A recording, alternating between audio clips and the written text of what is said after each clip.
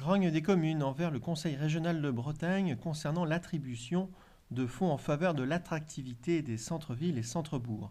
70% des communes ont vu leur demande rejetée.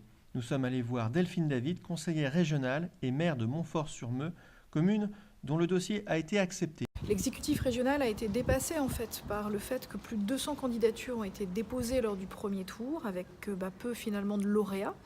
Ce qui est forcément important de dire, c'est que l'exécutif régional aurait dû prendre l'expérience déjà de la consultation qu'il avait effectuée en fait lors des conventionnements entre l'EPCI et la région en matière de développement économique. Et à cette occasion déjà, l'ensemble des EPCI avaient fait part d'un enjeu extrêmement fort sur la reconquête des centres-villes et des centres-bourgs. Or, cet appel à projet qui aujourd'hui met quand même près de 70% des villes sur le carreau doit nous interroger pour répondre aussi à cette attente. Il ne faudra certainement pas attendre 3 ans, 4 ans pour ces centres-villes et centres-bourgs, mais trouver peut-être de nouveaux moyens financiers, trouver de nouvelles manières pour permettre de redynamiser. Une région dépassée, mais revenons sur les enjeux et les solutions proposées par les élus locaux. On sent une désertification de certains centres-villes. C'est un petit peu moins le cas que sur Montfort-sur-Meux, mais on a quand même en moyenne des taux de vacances sur la région Bretagne à peu près de 10% dans certains centres-villes, voire plus. Je pense notamment à Saint-Brieuc ou d'autres communes qui aujourd'hui souffrent en la matière. Donc on a besoin aujourd'hui de réimplanter des commerces et du dynamisme économique en centre-ville. Et on a aussi un autre enjeu, c'est si on veut avoir du flux en centre-ville, d'amener également de l'habitat et des logements en centre-ville. On a eu tendance, notamment en région Bretagne, à beaucoup s'étaler sous forme de lotissement, souvent en périphérie de nos centres-villes et de nos centres-bourgs, et en délaissant assez fortement. Alors on a des opérations à la fois de réhabilitation du logement de centre-ville, mais on a aussi à proposer du logement neuf. Je pense notamment aussi à nos seniors, à comment adapter en fait nos villes et centres-villes aux seniors, et donc à donner en fait un certain nombre de logements nouveaux sur nos centres-villes.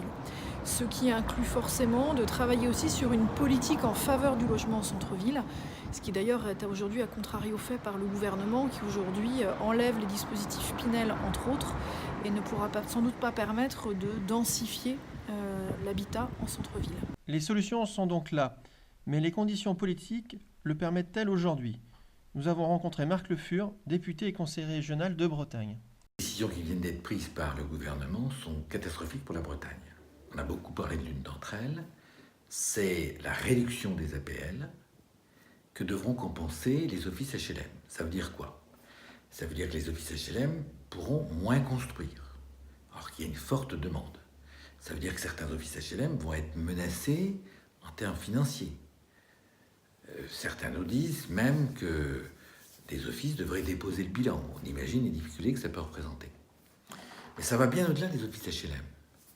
Vous savez qu'il existe un dispositif fiscal qui s'appelle le dispositif Pinel, qui permet à des particuliers d'investir, de construire des logements qu'ils loueront, et ces logements seront utiles pour un certain nombre de personnes qui recherchent des logements et qui trouveront ainsi la possibilité de devenir locataires.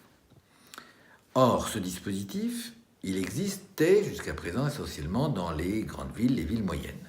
On avait réussi. C'est un combat que j'avais mené avec d'autres, avec Isabelle Le Callennec, avec Pierre Méhaignerie. On avait réussi à étendre le zonage du Pinel. Or, le gouvernement remet en cause complètement la carte et réserve ce dispositif aux seules métropoles.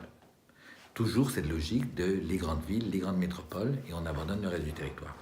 Troisième décision, à mon avis la plus grave. Chez nous, les gens accèdent à la propriété. Les gens moyens, voire les gens modestes, grâce essentiellement à un dispositif qui s'appelait le prêt à taux zéro. Ce prêt à taux zéro permet de financer à taux zéro 40% de l'achat d'un bien immobilier.